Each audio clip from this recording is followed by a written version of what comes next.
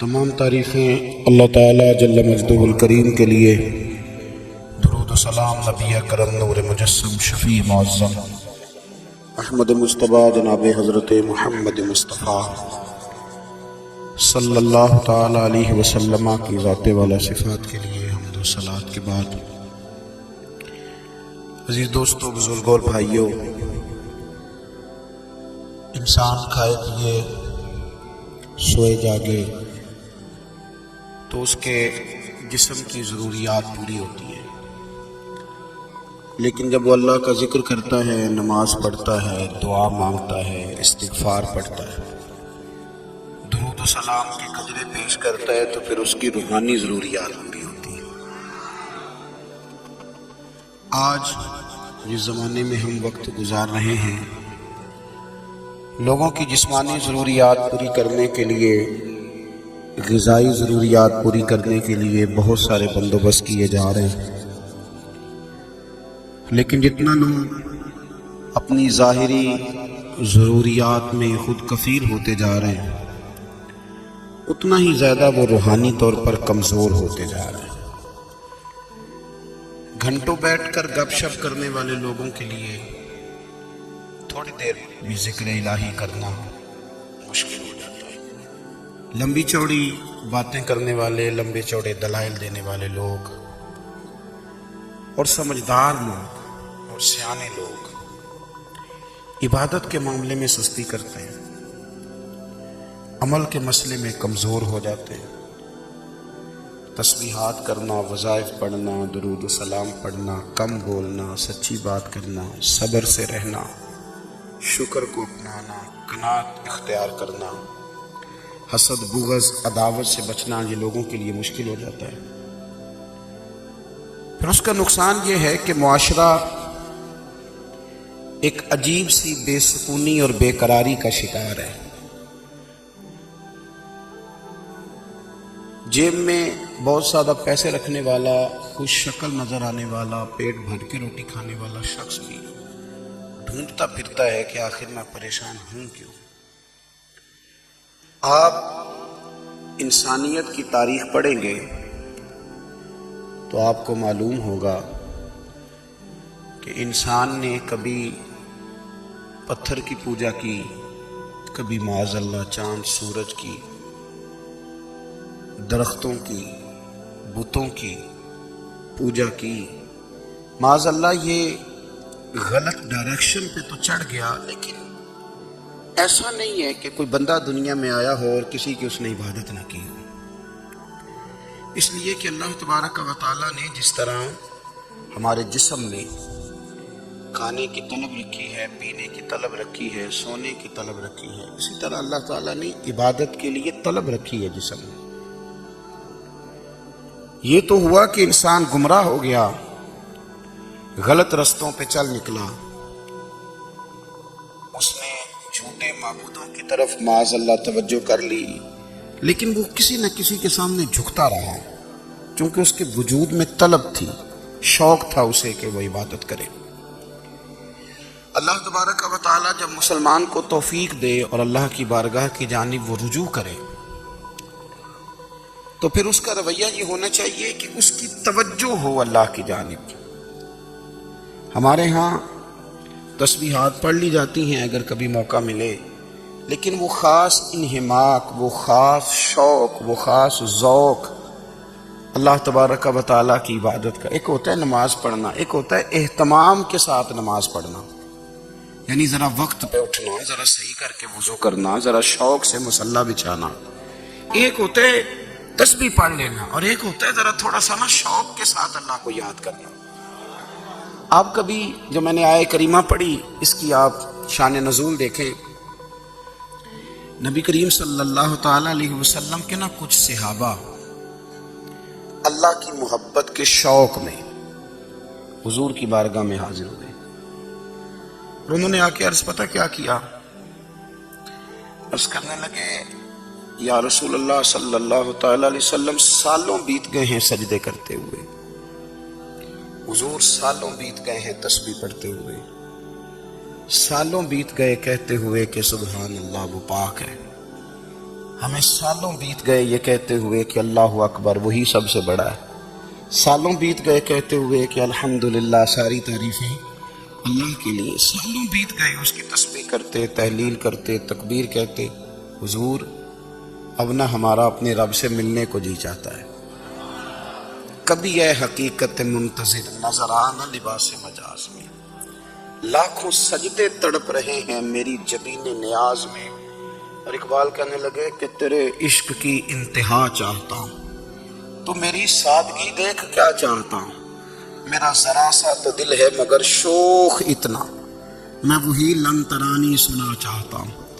میرا بھی دل کرتا ہے کہ اللہ میں تجھے کہوں میں تجھے دیکھنا چاہتا ہوں، جس طرح حضرت موسیٰ کلیم علیہ السلام نے کہا تھا، اور تو مجھے کہے کہ لن ترانی تو نہیں دیکھ سکتا، ذرا سا تو دل ہے مگر شوخ اتنا، میں بھی وہی لن ترانی سنا چاہتا ہوں۔ پھر کہنے لگے بھری بزم میں راز کی بات کہہ دی، بڑا بے ادب ہوں سزا چاہتا ہوں۔ دیکھو سب لوگوں کے بیچ ہی میں نے یہ کہہ دیا۔ میرے عزیز صحابہ نا شوق میں، کتنے سارے لوگ ہیں آپ، کتنی ماشاءاللہ بڑی تعداد میں آپ آئے، ہم بھی کبھی اس شوق میں گئے ہیں کہ ہمارے رب کو دیکھنے کو دل چاہتا ہے، ہمارا جی چاہے وہ کبھی ہمیں ملے، ہم کبھی اس کی زیارت کریں، اس کی بارگاہ کرم میں ہم حاضر ہوں۔ صحابہ نے عرض کیا یا رسول اللہ صلی اللہ تعالی وسلم ہمارا رب کہاں ہے؟ ہمارا نا اپنے رب کو دیکھنے کو جی چاہتا ہے۔ جب صحابہ نے یہ عرض کیا تو اللہ نے قرآن مجید نازل کیا، فرمایا وَإِذَا سَأَلَكَ عِبَادِي عَنِّي فَإِنِّي قَرِيبٌ، محبوب جب میرے بندے آپ کی بارگاہ میں آ کے میرے بارے میں پوچھے نا تو ان سے کہہ دینا میں ان کے قریب ہی ہوں، قریب ہی ہوں۔ دلیل کیا ہے؟ آئی اذا دعان، یہ جب بھی مجھ سے دعا مانگیں گے میں ان کی دعاؤں کو قبول فرماؤں گا، میں ان کے قریب ہوں، میں ان کے قریب ہوں۔ یہ جب بھی دعا مانگیں گے نا میں قبول کروں گا، میں ان کے قریب ہوں۔ اللہ تبارک و تعالیٰ کے بندے اللہ سے محبت کرتے، رب کی بارگاہ میں جھکتے، اس کو اپنے دکھ سناتے، اس کے پیارے محبوب صلی اللہ تعالی علیہ وسلم کا وسیلہ لے کے اس کے حضور حاضر ہو جاتے، پیشانیاں سجدوں سے روشن ہوتی۔ ہم نہ ہر چیز کے لیے وقت نکالتے ہیں، ہر چیز کے لیے، لیکن عبادت کے لیے وقت نہیں نکالتے۔ ہر شے آباد ہے، ہر شے، ہماری فیس بک بھی آباد ہے، واٹس ایپ بھی آباد ہے، ہمارے ٹویٹر بھی آباد ہیں، ہماری ہر چیز آباد ہے، سب سے کم آباد ہمارا مصلی رہ گیا ہے، سب سے کم۔ وہ لوگ اب ڈھونڈنے سے ملتے ہیں جن کی بغل میں مصلی ہوتا تھا۔ میرے بھائی آپ کتنا کو دنیا کے پیچھے بھاگو گے تھکا دے گی، کتنا دولت کے پیچھے بھاگو گے تھکا دے گی۔ آپ جب اپنی زندگی میں جمع تفریق کرو گے نا تو مرتے وقت احساس ہوگا کہ سارا کچھ تو لوگوں کے لیے کیا، اپنے لیے تو کر ہی کچھ نہیں سکے۔ اور ہم عبادت کے معاملے میں بہانے بازی بھی کرتے ہیں، ہم کہتے ہیں اوہو رزق کمانا بھی تو عبادت ہی ہے نا، تو میں حلال روزی کے لیے جا رہا ہوں، یہ بھی تو عبادت ہے نا۔ میری طرح کے لوگ کہہ دیتے ہیں کہ میں سویرے اٹھ کے مدرسے میں کچھ اسباق دیکھتا ہوں تو یہ بھی تو عبادت ہے، میں بیان کرنے کے لیے مطالعہ کرتا ہوں تو یہ بھی تو عبادت ہے نا، اتنے لمبے سفر کر کے ملک میں دنیا میں گھومتا ہوں تو یہ بھی تو میں عبادت ہی کر رہا ہوں۔ اب اسپیشل نفلوں کے لیے وقت کس طرح نکلے، اسپیشل کر کے تسبیح میں کیسے چلاؤں، میں سارا کچھ ہم بہانے بنا لیتے ہیں نا۔ میرا سوال یہ ہے کہ یہ ساری باتیں صحابہ کو، نبی کریم کو، دیگر لوگوں کو بھی تو پتہ تھی نا، لیکن آپ غور تو کریں 23 سال حضور کو وقت ملا، مختصر وقت ظاہراً تبلیغ کرنے کے لیے، پوری دنیا میں دین بھی پھیلانا ہے، گھر میں 11 ازواج ہیں، 4 بیٹیاں ہیں، ان کی اولادیں، سارے کام کاج بھی دیکھنے ہیں، لیکن سیدہ طیبہ طاہرہ حضرت عائشہ صدیقہ رضی اللہ تعالیٰ عنہ فرماتی ہیں سارا دن تبلیغ کرتے، ہر غلام کے دکھ سنتے، گھر میں آتے تو اپنے گھر والوں کا خیال کرتے، کام میں ہمارا ہاتھ بٹاتے۔ قربان جاؤں، کہتی ہیں زمانہ سارا سو جاتا لیکن آمنہ کے لال مصلی بچھا لیتے، دنیا سو گئی، ساری سب سو گئے، جو خدام تھے، وہ جو غلام تھے وہ سو گئے۔ صحیح مسلم میں لفظ ملیں گے، سیدہ پاک فرماتی ہیں او میرے نبی کے غلاموں، میں نے یہ رنگ بھی دیکھا ہے، کہ حضور نے اتنا کھڑے رہے، اتنا قیام کیا کہ مقدس پیروں میں ورم آ گئے، سوج گئے پیر اتنے بڑے۔ دل پہ ہاتھ رکھ کے نہیں بتا سکتا کہ میرے کبھی نماز میں پیر سوج گئے، کوئی نہیں بتا سکتا۔ بچوں کی روٹی کماتے تھک گئے بات الگ ہے، ہم سیر کرنے گئے تو تھک گئے بات الگ ہے، لیکن عبادت میں یہ بھی تو مسلم شریف ہے نا، یہ بھی تو دین ہے نا، یہ بھی تو حضور کی سنت ہے، یہ بھی تو وہ چیز ہے جو کریم کی آنکھوں کی ٹھنڈک ہے۔ سیدہ فرماتی ہیں پیروں میں ورم آ گئے، اور ساری رات ہی حضور نے نماز پڑھی اور ایک ہی آیت بار بار دہرائی۔ مسجد نبوی میں بلال حبشی نے فجر کی اذان دے دی اور حضور ابھی مصلی پہ تھے۔ کریم فارغ ہوئے، میں نے عرض کی یا رسول اللہ صلی اللہ علیہ وسلم، آپ کے تو صدقے اللہ اگلے پچھلوں کی گناہ معاف کرے گا، تو آپ اتنی آہوزاری کیوں فرماتے ہیں؟ آپ تو شفیع ہیں، آپ تو انبیاء کے امام ہیں۔ تو حضور نے فرمایا عائشہ تم نے گنوایا ہے نا میرے اللہ کی مجھ پر کتنی رحمت ہے، افلا اکون عبدا شکورا، فرمایا اگر اس نے اتنی نعمتیں دی ہیں تو کیا میں اس کا شکر گزار بندہ نہ بنوں؟ میں شکر گزار بندہ نہ بنوں اس کا؟ پھر اگر اتنی نعمتیں اس نے دی ہیں، مجھے اتنا نوازا ہے، تو پھر میں اس کے سامنے سجدے نہ کروں؟ او میرے بھائی، بڑے قابل فخر لوگ ہیں ہم کہ ہم نبی پاک کے غلام ہیں، ہم قابل فخر ہیں کہ نبی کریم کے غلام ہیں۔ کیا کبھی اس غلامی کے شکرانے میں بھی 2 نفل پڑھے کہ یا اللہ تیرا شکر ہے تو نے ہمیں حضور کا غلام بنایا ہے؟ یاد رکھیں کہ اپنی روحانی زندگی کو آباد کریں، استغفار پڑھیں، تسبیحات کریں۔ حضرت عبداللہ ابن عمر رضی اللہ تعالیٰ عنہ حضرت عمر کے صاحبزادے ہیں، مکہ مکرمہ میں ان کی قبر ہے۔ میں نے جب انہیں پڑھا تو مجھے ان سے بڑا پیار ہو گیا، لیکن آپ کو پتہ ہے وہاں جا کے کسی شخص کا مزار تلاش کرنا یا پوچھنا ایک مشکل کام ہوتا ہے۔ تو ایک دفعہ میں مکہ شریف میں حاضر تھا، تو ایک گاڑی والا ڈرائیور مجھے کہنے لگا کہ مولانا میں آپ کو جانتا ہوں، مجھے آپ سے محبت ہے، ایک بات بتاؤں آپ کو؟ میں نے کہا بتاؤ۔ کہنے لگے حضرت عبداللہ ابن عمر کی قبر دیکھنی ہے۔ میں نے کہا یہ تو نہیں کہہ رہا، یہ کسی نے بندوبست کرایا ہے، یہ اللہ نے تیرے دل میں بات ڈالی ہے، یہ ہو گیا تو لے چل مجھے۔ حضرت عبداللہ ابن عمر کو نبی پاک نے فرمایا تھا راجل صالح، یہ نیک بندہ ہے، یہ متقی آدمی۔ حضرت عبداللہ ابن عمر رضی اللہ تعالیٰ عنہ سیدنا فاروق اعظم رضی اللہ تعالیٰ عنہ کے صاحبزادے ہیں، اور ان کی ہمشیرہ سیدہ حفصہ رضی اللہ تعالیٰ عنہ حضور کی زوجہ محترمہ۔ ایک دن اپنی ہمشیرہ سے کہنے لگے کہ نبی کریم صلی اللہ تعالیٰ علیہ وسلم گھر میں آئے نا، اور اگر حضور غم امت میں پریشان نہ ہوں، طبیعت کو حشاش بشاش دیکھو، تو ذرا پوچھنا تو صحیح حضور کا میرے بارے میں کیا خیال ہے، پوچھنا تو صحیح کہ کریم کی بارگاہ میں میرا کیا مقام ہے، میرے بارے میں حضور کیا فرماتے ہیں۔ اب بہن کو کام بتائے اور بتائے بھی بھائی، اور پھر بہن وہ کام نہ کرے، یہ تاریخ میں ہوتا نہیں۔ حضرت عمر فاروق رضی اللہ تعالیٰ عنہ کی صاحبزادی ام المومنین رضی اللہ تعالیٰ عنہ فرماتی ہیں کہ میں تو بس منتظر تھی، انہوں نے تو کہا تھا نا کہ اگر تم حشاش بشاش دیکھو تو بات کرنا، لیکن حضور تشریف لائے، میری باری تھی، میرے گھر تشریف لائے، کھانا پیش کیا تو فوراً میں نے عرض کی حضور ایک بات پوچھنی تھی۔ تو حضور نے فرمایا پوچھئے۔ میں نے عرض کی حضور میرے بھائی عبداللہ ابن عمر کے بارے میں آپ کا کیا خیال ہے؟ نوجوانوں میری بات پہ غور کرنا، میرے بھائی کے بارے میں آپ کا کیا خیال ہے؟ تو نبی کریم صلی اللہ تعالیٰ علیہ وآلہ وسلم نے میری طرف دیکھا، اور پھر حضور زیر لب تھوڑا مسکرائے، اور بریلی کے امام کہتے ہیں کہ حضور مسکرا دیتے تھے نا تو جو بڑا دکھی ہوتا تھا وہ بھی ہنس پڑتا تھا۔ اب سوال پیدا ہوتا تھا کہ پھر تو اس مسکراہٹ کے لیے انتظار کرنا پڑتا ہوگا کئی مہینے کہ حضور مسکرائیں تو رونے والے ہنسیں، تو اعلیٰ حضور فرماتے ہیں نہیں، انتظار نہیں کرنا پڑتا، یہ مسکراتے رہنا تو حضور کی عادت ہے۔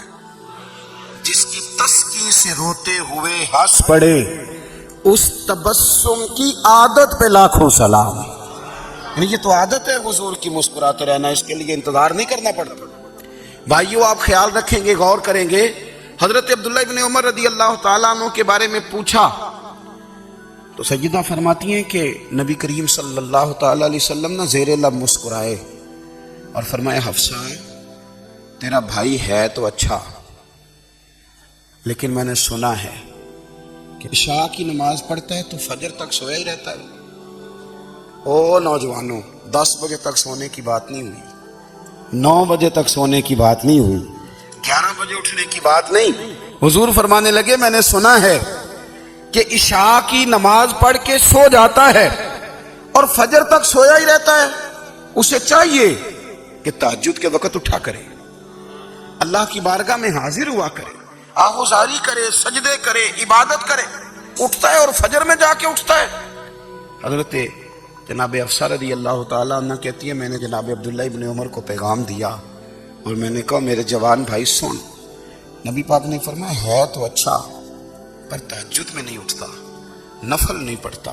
او میری ملت کے جوانوں، مزہ نہیں آ جاتا جب ساری دنیا سوئی ہو، ساری دنیا، اور بستر بھی گرم ہو اور نیند بھی پورا غلبہ کر رہی ہو، اور اچانک گھنٹی بجے دماغ میں، آنکھ کھلے، گھڑی پہ نظر پڑے، 3:30 4 بجے کا پیغام گھڑی بتائے، اور کوئی چڑھتی جوانی والا اٹھ کے وضو کرے، اور جب وہ مصلی کھول کے بچھائے تو مدینے والے محبوب کہتے ہیں کہ ہر نماز پہ رب ثواب دیتا ہے، اور جو اٹھ کے تہجد کی نماز پڑھے اسے دیکھ کے تو رب مسکراتا ہے، جو اس کی شان کے لائق ہے، جو اس کی شان کے لائق، وہ مسکراتا ہے، خوش ہوتا ہے کہ میرا بندہ تہجد میں اٹھ گیا، وہ مسکراتا ہے۔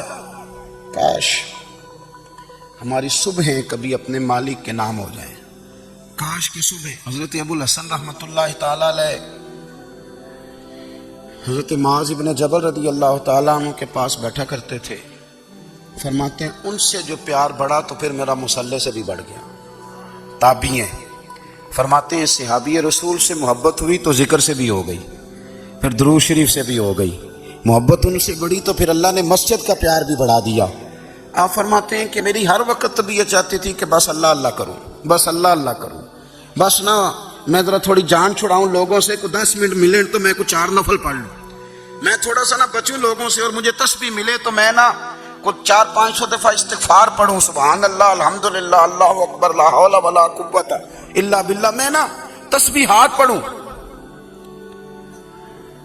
فرماتے ہیں کہ بچے تھے گھر میں 6-7، غربت تھی، کام ملتا کوئی نہیں تھا، اور میں کام چور نہیں تھا، کام ڈھونڈتا تھا، پر اللہ کی قدرت کے کام نہیں ملتا تھا۔ فرماتے ہیں کہ میں نے ایک دن اپنی اہلیہ سے کہا کہ آج میں پھر جاتا ہوں کام ڈھونڈنے، تو میری بیوی بڑی فرما بردار تھی، پر اس دن نہ غربت کے ہاتھوں تنگ آ کے کہنے لگی آج نانا کوئی تو چیز لے کے آیا، تو مجھ سے بچوں کی بھوک نہیں دیکھی جاتی، یہ سب روگاں دا روگ محمد جس دا نام غریبی، کنڈ بلا کے لنگ جاندے نہیں دوست یار قریبی، آج نہ کچھ لے کے آیا تو میں بچے لے کے چلی جاؤں گی۔ شیخ فرماتے ہیں کہ میں بڑا پریشان گھر سے نکلا، پر میں نے صبح سے لے کے زور تک کام ڈھونڈا، کام ملا کوئی نہیں، تو میرے دل میں خیال آیا چلو کام نہیں ملتا تو اللہ اللہ تو کرے نا، چلو بندوں کی مزدوری نہیں ملتی تو رب کریم کی عبادت ہی کرتے ہیں۔ فرماتے ہیں کہ میں نے نا فرات کے پانی سے وضو کیا، نہر کے، شدید دھوپ تھی، ساتھ ریت تھی اور ریت تپ رہی تھی، میں نے اپنا رومال وہیں مصلی کے طور پر بچھا لیا، اور فرماتے ہیں کہ زور سے لے کر عصر تک نماز پڑھی، دھوپ بھی پورے زور پہ، پر میرے سجدے کا ذوق بھی پورے زور پہ۔ فرماتے ہیں سورج بھی چمک رہا ہے اور رب کی عبادت کا ذوق بھی پورے زور پہ، میں سجدہ کروں تو پھر میرا اٹھانے کو جی نہ چاہے۔ میرے استاد لکھا کرتے تھے، یہ ان کا شعر ہے، وہ کہا کرتے تھے مجھے سوز دے، مجھے ساز دے، اور مجھے نیم شب کا نیاز دے، دم سجدہ خود کو میں توڑ دوں، مجھے ایسا ذوق نماز دے، اور میں تیری بہار کا پھول ہوں، میں کھلا بھی ہوں تو تیرے لیے، مجھے میری شاخ سے توڑ لے، مجھے اپنی زلف کا ناز دے۔ بھائی فرماتے ہیں کہ عصر تک میں نے نفل پڑھے، دل ڈھلنے لگا، عصر کی نماز پڑھی اور میں وہاں سے چلا۔ اب میں جب نکلنے لگا تو دل میں خیال آیا کہ چھوٹی چھوٹی دیواریں ہیں گھر کی، بغیر کچھ لیے جاؤں گا تو بیوی دور سے دیکھے گی تو شور کرے گی کہ پھر خالی ہاتھ آ گیا ہے۔ کہتے میں نے اپنی اسی رومال میں جس پہ میں نے نماز پڑھی تھی نا، رومال میں کیا کی دے پنجابی جی صافہ، کہتے ہیں اسی میں نا میں نے کچھ ریت بھر لی کہ وہ دور سے دیکھے گی تو سمجھے گی کچھ لے کے آیا ہے۔ چلو جا کے اسے بتا دوں گا کہ آج پھر مزدوری نہیں ملی. کہتے ہیں وہ ریت لے کر جب میں گھر میں گیا تو پہلے بیوی دروازے پہ کھڑی ہوتی تھی, پوچھتی تھی خالی ہاتھ آ گئے ہو؟ آج میں نے دیکھا تو ہے ہی کوئی نہیں. فرماتے ہیں میں اندر داخل ہوا, سلام لیے, کونے میں نے وہ رومال رکھ دیا اور میں نے آواز دی کہ بھلی مانس کہاں ہو؟ تو وہ کہنے لگی آپ منہ ہاتھ دھو لیں, میں روٹی لے کے آئی. میں نے کہا روٹی کہاں سے آ گئی؟ یہاں تو کئی دنوں کے فاقے, تو کئی دنوں کی غربت ہے, یہاں تو اس گھر میں تو فقیری ہے. فرماتے ہیں کہ وہ روٹی لے کے آئی اور اس وقت کی جو موجودہ نعمتیں تھیں, سمجھ لیں سلاد, اچار, ہر چیز ساتھ لائی. میں نے کہا کہ بچے کہاں گئے؟ کہنے لگی وہ کھانا کھا کے کھیلنے گئے, آپ کھانا کھا لیں آ جاتے. کھانا اس نے چن دیا. میں نے حیرت انگیز لہجے میں ساری نعمتیں اپنے دسترخوان پہ دیکھ کر کے بیوی سے پوچھا یہ کہاں سے آیا کھانا؟ بچوں کو تو نے کہاں سے کھانا کھلایا؟ یہ سارا کچھ کیسا ہے؟ کہنے لگی پتہ نہیں آج آپ کس کریم کی مزدوری کرنے چلے گئے تھے, پتہ نہیں کس کریم کی. میرے گھر میں تو اتنی نعمتیں آئی ہیں کہ مجھ سے سنبھالی نہیں جا رہی, اتنا اناج ہے, اتنا گندم ہے, کس کریم کے دروازے آج چلے گئے تھے؟ یہ کہتے کہتے وہ اٹھی اور اٹھ کر کے کہنے لگی پہلے بڑا کچھ آیا تھا, اب کیا لے آئے ہو؟ اور جا کر کے نا اس نے وہ ریت والا رومال کھولا. کہنے لگے میں تو لے کے آیا تھا ریت, تو میرے رب نے اسے بھی سونے اور ہیرے بنا دیا تھا. جب آپ کی توجہ اللہ کی جانب, میرے نبی پاک صلی اللہ تعالی علیہ وسلم نے فرمایا ہر چیز اپنے رب سے مانگ, ہر چیز مانگ, ہر چیز مانگ. یا رسول اللہ کیا کچھ؟ میرے محبوب نے فرمایا تیرے گھر میں نمک بھی ختم ہو جائے تو وہ بھی اپنے رب سے مانگا کر. تو مانگنا وہ تجھے دے گا, تو اس کی بارگاہ میں کشکول طلب دراز تو کرنا. اور ترمذی شریف میں عجیب لفظ ہے, رسول کائنات نے فرمایا, رب کریم فرماتا ہے جب میرا بندہ ہاتھ اٹھاتا ہے نا تو مجھے حیا آتی ہے کہ میں خالی کیسے لوٹا دوں اس کے. اتنے بڑے بادشاہ کی بارگاہ میں, او بھائی لوگوں سے عزتیں تلاش کرتے ہو تو وہ کیا تمہیں عزت دیں گے؟ وہ تو کل اچھا کہتے ہیں پرسوں برا کہنے لگ جاتے ہیں. لوگوں کے سامنے گڈ بک میں آنا چاہو گے تو وہ تو سویرے تمہارے بارے میں کچھ کہیں گے, شام کچھ اور کہیں گے. اپنی روحانی زندگی آباد کریں, اپنے مسلح کو وقت دیں, اور دنیا سے چھپ کر اس موبائل کو بند کر کے اور اپنے آپ سے بھی چھپ کے اور تنہا ہو کے چھپا کے سارا کچھ اپنے آنسو اپنے رب کی بارگاہ میں پیش کریں, اس کے حضور حاضری دیں. سنو نا ترمذی کی حدیث, اور اسے یاد رکھنا, نبی پاک علیہ السلام نے فرمایا اپنے دکھ لوگوں کے سامنے نہ بیان کرنا, سیٹھوں نوابوں کو نہ بتاتے پھرنا, دنیا داروں کے سامنے جا کے نہ رونا کہ میں تکلیف میں ہوں. فرمایا اگر دنیا داروں کو دکھ بتاؤ گے رب تمہیں کبھی غنی نہیں کرے گا. اور لوگ ہیں کہ الٹا مذاق اڑائیں گے. آپ کی جس سے بڑی پکی یاری ہے نا, پکی, وہ تب تک پکی ہے جب تک آپ نے 50,000 مانگا نہیں. اور جس وقت آپ نے کہہ دیا کہ میں مجبور ہوں میری مدد کر, تو پھر ختم ہو گئی دوستی. لوگوں کی تعلقات آپ کے ساتھ تب تک ہیں جب تک آپ ان سے کوئی ضرورت وابستہ نہیں کرتے. کریم محبوب فرمانے لگے بندوں کے سامنے دکھ نہ بیان کرنا, اللہ تجھے کبھی غنی نہیں کرے گا. تو اپنے دکھ اپنے رب کو بتا, تو دعائیں مانگ, تو اس کی بارگاہ میں حاضر ہو, تو اس کے حضور عرض کر. فرمایا اپنے دکھ اپنے رب کو بتا, وہ جلدی کرے یا دیر سے کرے تجھے ساری دنیا سے بے نیاز کر دے گا, تجھے کسی کا محتاج نہیں رہنے دے گا. اپنے مسلح کو, اپنی دعاؤں کو, ایک بزرگ فرماتے میں نے دعا مانگنے کا طریقہ اپنی بیوی سے سیکھا. دعا مانگنے کا طریقہ اپنی, سیکھنے والے تو اپنے بچوں سے بھی سیکھ لیتے ہیں, سیکھنے والے تو ہر ایک سے سیکھتے ہیں. وہ کہتے ہیں میں نے دعا مانگنے کا سلیقہ اپنی بیوی سے سیکھا ہے. حضرت وہ کس طرح؟ فرمانے لگے میری بیوی نے نا مجھے کوئی کام بتایا, کچھ پیسوں کی ضرورت کے لیے کہا, تو میں نے اسے کہا کہ بھئی ابھی میرے پاس نہیں ہے, کچھ دنوں میں آتے ہیں تو میں دے دوں گا. عورتوں کی عادت ہوتی ہے وہ بار بار یاد کراتی ہیں. 2-4 دنوں کے بعد پھر اس نے کہا حضرت وہ میں نے کہا تھا کچھ پیسے, میں نے اسے کہا کہ ابھی میرے پاس نہیں ہے, کچھ دنوں میں ملتا ہے تو میں تمہیں دے دوں گا. اس نے کچھ دنوں کے بعد پھر کہا حضور وہ میں نے کچھ پیسے کہے تھے. فرماتے میں نے ڈانٹ دیا, میں نے کہا کہ کیا تو روز مجھے شرمندہ کرتی ہے, کہا نا میرے پاس نہیں ہے, ہوں گے تو دے دوں گا, تو روز یاد کراتی ہے. فرماتے اس نے پہلے تو میری ڈانٹ کو سہا, پھر میرے سخت جملوں نے اس کی آنکھوں میں آنسو پیدا کر دیے, پھر اس نے اپنے آنچل میں اپنے اس دکھ کو سمیٹا اور پھر اس نے ایک جملہ کہا تو میں رو پڑا اور مجھے اپنے رب سے مانگنے کا طریقہ آ گیا. مجھے کہنے لگی حضرت جی آپ نے ڈانٹ دیا میں نے سہ لیا پر آپ ہی میرے شوہر ہیں, بتائیں نا آپ سے نہ کہوں تو میں کس سے جا کے کہوں. فرماتے ہیں میں رو پڑا اور میں کھل کے رویا اور میں تڑپ کے رویا اور پھر میری سسکیاں بند گئیں. تو مجھے کہنے لگی آپ کو کیا ہوا؟ میں نے کہا مجھے بھی دعا مانگنی آ گئی ہے. جب میں اسے کہوں گا نا اللہ تو ہی میرا رب ہے, میں تجھ سے نہ کہوں تو میں کس سے جا کے کہوں؟ میں کیوں کسی بندے سے سوال کروں؟ میں کیوں کسی دنیا دار سے کہوں؟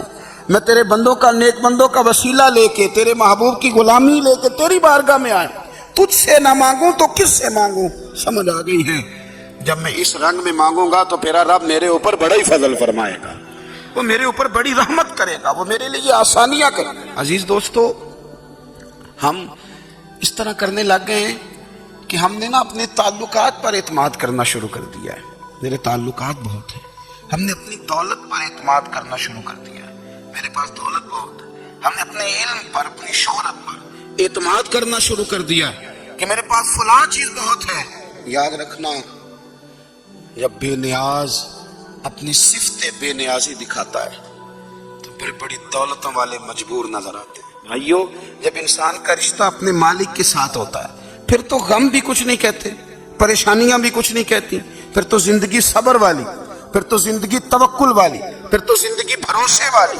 پھر انسان اپنے آپ کو رسوا نہیں کرتا, دنیا داروں سے امیدیں اس کی ختم ہو جاتی, امیدیں اللہ رسول سے لگا لیتا, مضبوط ہو جاتا ہے, مضبوط طاقتور ہو جاتا ہے, خوددار ہو جاتا ہے, باوقار باعزت ہو جاتا ہے.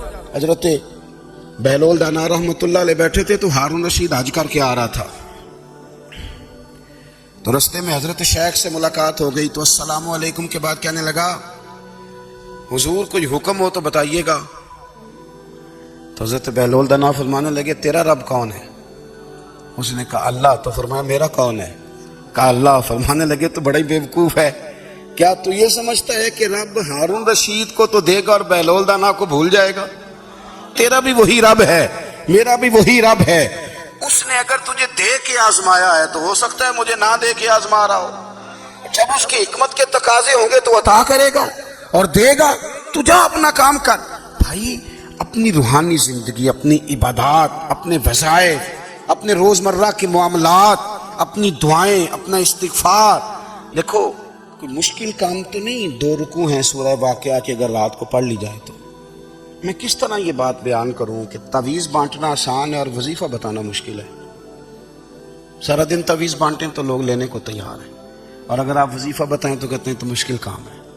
او خدا کے بندے, اگر آپ کا تعلق قرآن پاک کے ساتھ مضبوط ہو, قرآن پاک کے ساتھ اگر آپ کا رشتہ ہو, لوگ سفارشیں ڈھونڈتے ہیں نا دنیا میں, کوئی تعلق مل جائے تو میرا کام ہو جائے. دنیا میں اتنا مشکل معاملہ ہے, آخرت میں مجھے بتائیے گا کتنا مشکل معاملہ ہوگا. میرے نبی پاک صلی اللہ تعالی علیہ وسلم نے فرمایا جو لوگ سورہ ملک پڑھا کرتے تھے نا, سورہ ملک, یہ سورت ملک قیامت میں ان کی سفارش کرے گی اور اس طرح کرے گی کہ کہے گی اے اللہ یہاں اس بندے کو جنت میں داخل کر دے یا مجھے قرآن پاک سے علیحدہ کر دے. تو رب فرمائے گا جا اس کا دامن تھام کے اسے جنت تک پہنچایا. آپ بات کو سمجھیں, جب آپ کے تعلقات اپنے معاملات کے ساتھ مضبوط ہوں گے, یہ نبی کریم نے وعدہ کیا ہے کہ تو سورت واقعہ پڑھ تیرے گھر میں فاقہ نہیں آئے گا. حضرت عبداللہ ابن مسعود رضی اللہ تعالیٰ عنہ بیمار تھے تو حضرت عثمان غنی رضی اللہ تعالیٰ عنہ تیمارداری کے لیے تشریف لے گئے اور جا کر کے کہا کہ آپ بڑے بیمار ہیں, آپ کی بیٹیاں زیادہ ہیں, میں چاہتا ہوں کہ خزانے میں سے کچھ مدد کروں. تو سیدنا عبداللہ ابن مسعود رضی اللہ تعالیٰ عنہ اٹھ کے بیٹھ گئے اور کہنے لگے امیر المومنین, اللہ آپ کو میری طرف سے, میری بیٹیوں کی طرف سے بہتر صلہ دے. میری بیٹیوں کو کسی خزانے کی ضرورت نہیں, میں نے انہیں خزانہ دے دیا. کہ جناب آپ نے کون سا خزانہ دیا ہے, میں آپ کے مالی معاملات کو جانتا ہوں. تو فرمانے لگے امیر المومنین, میرے نبی کریم نے فرمایا ہے جو سورت واقعہ پڑھے اسے کبھی فاقہ نہیں آتا. میں نے بیٹیوں کو یاد کرا دی ہے, یہ خزانہ میں نے انہیں دے دیا ہے. وہ سارے والدین سنیں جو بیٹیوں کے لیے پریشان رہتے ہیں. حضرت عبداللہ ابن مسعود نصیحت کر رہے ہیں, فرمانے لگے میں نے سورت واقعہ یاد بھی کرا دی ہے, پڑھنے کی عادت بھی ڈال دی ہے. حضور نے فرمایا ہے جو سورت واقعہ پڑھے اسے فاقہ نہیں آتا. کہنے لگے چاند تو اپنی جگہ چھوڑ سکتا ہے, سورج گر سکتا ہے, تارے ٹوٹ سکتے ہیں, پر مدینے والے رسول کی بات غلط نہیں ہو سکتی. हुजूर ने फरमाया फाका नहीं आएगा तो इंशाअल्लाह कभी भी नहीं आएगा। करने का काम यह है कि हम अपने मामलात, अपनी इबादत, अपनी दुआएं, कभी 10 मिनट आदत हो जाए ना दुआ मांगने की अलहदा से रात को। हुजूर ने फरमाया जो फर्ज नमाज के बाद दुआ मांगे अल्लाह उसकी कबूल कर लेता है। नबी पाक सल्लल्लाहु ताला अलैहि वसल्लम ने फरमाया अल्लाह मुसाफिर की दुआ कबूल फरमाता है। हुजूर ने फरमाया अल्लाह मजलूम की दुआ कबूल फरमाता है। हुजूर ने फरमाया बीमार से दुआ कराओ अल्लाह उसकी दुआ कबूल फरमाता है। मेरे नबी पाक ने फरमाया माँ बाप जब भी औलाद के लिए हाथ उठाएं, वैसे तो बुल्ले शाह तो आसमानी उड़दियां ही फड़ दे, जिहड़ा घर बैठा उन्होंने बढ़िया ही नहीं। हुजूर फरमाने लगे माँ बाप जब भी औलाद के लिए दुआ फरमाएं अल्लाह उनकी दुआ को कबूल करता है। आप अपना ताल्लुक बनाएं दुआ के साथ, इबादत के साथ, मुसल्ले के साथ रिश्ता बनाएं, इस्तिगफार पढ़ें। सलाहुद्दीन अय्यूबी सलेबी जंगों में थे। रात को मस्जिद अक्सा में नमाज पढ़ी तो परेशान थे। एक बुजुर्ग से मुलाकात हुई तो वो कहने लगे कि आप बड़े परेशान हैं। कहने लगे हुजूर परेशान इसलिए हूं कि पहले ही मुसलमान कमजोर है, अब मैंने सुना है दुश्मन का एक बहरी बेड़ा वो जंगी सामान से भरा हुआ आ रहा है, तो अब उनके पास और तलवारें और नेज़े आ जाएंगे, मुसलमानों के पास पहले ही वसाइल की कमी है, परेशान हूं किस तरह करके मुकाबला करेंगे। ये बात कहते ही सलाहुद्दीन अय्यूबी ने बुजुर्गों से कहा हुजूर आप भी दुआ करना, दुआ की बड़ी ताकत है। मेरे नबी पाक ने फरमाया दुआ मोमिन का हथियार है, दुआ मोमिन का। हुजूर ने फरमाया तकदीर को सिवाय दुआ के कोई चीज नहीं बदल सकती। दुआ मोमिन का हथियार है, ये काफिर के पास कोई नहीं, ये हथियार है मोमिन का।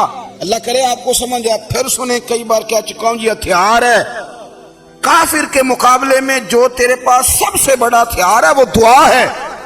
दुआएं करानी छोड़ दी, करनी छोड़ दी, लेनी छोड़ दी। हजरत सैयदना अनस बिन मालिक रदी अल्लाह तआला अन्हु फरमाया करते थे मैंने वो रंग देखा है जब हुजूर दुआ मांगते थे और हुजूर की मुकद्दस आंखों में आंसू भी साथ ही बहा करते थे, मैंने वो अंदाज देखा है।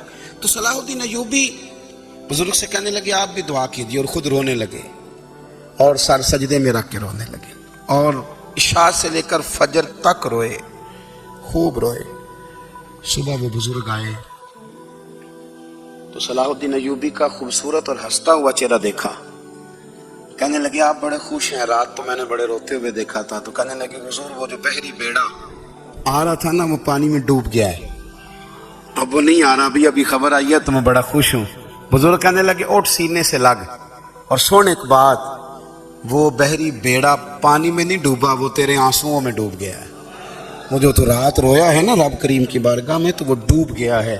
भाई अपना मुसल्ले का, इबादत का, वज़ाइफ का, अल्लाह अल्लाह का सिलसिला उसको मजबूत करें, अपनी दुआओं के ताल्लुक़ को मजबूत करें। दुआएं बड़े इनकलाब बर्पा कर देती हैं। हम थोड़े थोड़े ना जब से खुश्क हुए हैं ना, खुश्क, और मेरी तो जमात ही सूफिया की जमात थी। हम तो दाता अली अजमेरी की जमात से, हम तो ख्वाजा अजमेरी की जमात से, हम तो शेख अहमद फारूक सरहंदी की जमात से, हम तो सूफिया की जमात। हमारी जमात ने भी वो ताल्लुक जो हमारे बुजुर्गों ने बनाया था। बुजुर्ग अल्लाह के करीब कैसे जाता है? तो हमारे यहाँ ना बहुत सारे लोग कहते हैं जी नजर हो गई तो काम हो गया। भाई जो बुखारी मुस्लिम में तरीका है ना अल्लाह का कुर्ब पाने का, वो तो नफल है। नबी करीम अलैहिस्सलाम ने फरमाया बंदा नफलों के जरिए रब के करीब जाता है, और इतना करीब जाता है कि फिर अल्लाह उसकी जुबान बन जाता है, अल्लाह उसकी आंखें बन जाता है, कान बन जाता है, हाथ और पैर बन जाता है। तो ये तो इबादत है, ये तो अल्लाह की बारगाह की हाजिरी है जो आपको अल्लाह के करीब करेगी।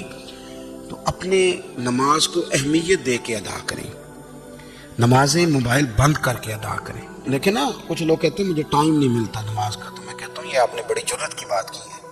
मुझे को मेरा पीर भाई कह देना मेरे पास टाइम नहीं है आपको मिलने का, तो मैं कहता हूँ आज के बाद आना ही ना। तू क्या समझता है, तू बहुत बड़ा आदमी है, तेरे पास टाइम नहीं है और हमें मिलने का टाइम, मौज कर। तो आपने अल्लाह रसूल को कह दिया टाइम नहीं। और अजीब फलसफा है ना, कहा जाए नमाज पढ़ने हो तो कहते हैं कपड़े ठीक नहीं, और कहा जाए कि आओ जरा दावत पे चलें तो कहते हैं 1 मिनट ठहर मैं कपड़े बदल के आया। नमाज के लिए कहा तो कहते ठीक नहीं, दावत के लिए कहा तो कहते मैं जरा तैयारी कर लूं, यूं जाना मुनासिब नहीं। یہ معاملہ ٹھیک نہیں. رب تو فرماتا ہے کہ جب تم مسجد میں آئے تو زینت اختیار کر کے آ, خوب ذوق سے دعا مانگے, خوب شوق سے نماز پڑھے, خوب استغفار کا مزاج بنائیں. آپ لوگوں کے بیچ رہ کے سکھ حاصل کرنا چاہتے ہیں, لیکن آپ کو پتہ ہے کئی مہینے غار حرا میں رہنا بھی مدینے والے محبوب کا طریقہ ہے. ہر سال اعتکاف بیٹھنا الگ سے, یہ بھی حضور کا طریقہ ہے. مسجد نبی کے اندر دروازہ کھلتا تھا نبی کریم کا, پر گھر کے اندر نفل پڑھے نبی پاک. اور حضور فرماتے کچھ نفل نماز گھر میں بھی پڑھا کرو, گھر کو قبرستان نہ بناؤ. ہمارا گھر اللہ کے ذکر سے آباد ہوگا. اگر ہم نماز پڑھیں گے نا, میں جب سنت پڑھنے کے لیے گھر میں کھڑا ہوتا ہوں تو میرا جو 2.5-3 سال کا بیٹا ہے نا, وہ بھی میرے ساتھ نماز پڑھنی شروع کر دے. اسے پتہ کوئی نہیں نماز کیا ہوتی ہے, لیکن وہ بھی نا سجدہ نہ بھی کرنا ہے تو ساتھ لیٹ ضرور جاتا ہے. پتہ چلا بچے لیکچر دینے سے نماز نہیں پڑھتے, نماز شروع کر دیں تو بچے بھی شروع کر دیتے ہیں. ہم جب پریشان ہوتے ہیں تو لیکچر دیتے ہیں, تو لیکچر تو باہر شاید چل جائے, گھر میں کیسے چلے گا؟ گھر میں تو عمل چلے گا. تو میرے عزیز, آج کے اس روحانی اجتماع میں ہمارے دوستوں نے جو محنت کی, ہم نے بار بار اپنی نیت سے پوچھا, خدا ہمیں معاف کرے اگر کوئی ذاتی شہرت ہے, کوئی ہمارے ذاتی مفادات ہے, رب ہمیں ہدایت دے. ہماری یہ خواہش تھی کہ روحانی اجتماع ہمیں تھوڑا سا اللہ اور اس کے رسول کے جانب مائل کرے, کچھ ہمارا رشتہ مصلی کے ساتھ مضبوط کرے.